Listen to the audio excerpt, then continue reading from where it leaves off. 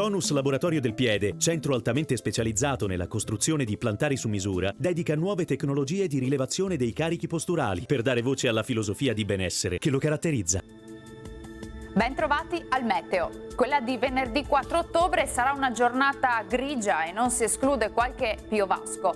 Vediamo nel dettaglio cosa ci dice la previsione. Sul Veneto sarà più soleggiato al mattino, ma col passare delle ore la nuvolosità sarà in aumento. Il cielo risulterà coperto un po' dappertutto e sarà possibile anche qualche isolato e debole fenomeno sul Bellunese.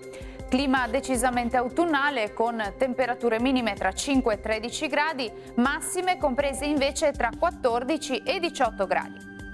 Ci spostiamo ora sul Friuli Venezia Giulia, dove il cielo anche qui sarà via via più nuvoloso nella seconda parte della giornata, anche con qualche pioggia di debole intensità e a carattere sparso. Temperature minime tra 7 e 12 gradi.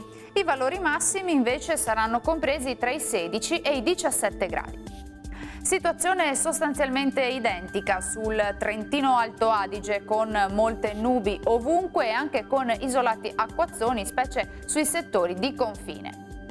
Temperature minime sui 7 gradi, massime sui 16 gradi circa. Bene, dal meteo di Antenna 3 per ora è tutto, vi do appuntamento al prossimo aggiornamento. Arrivederci!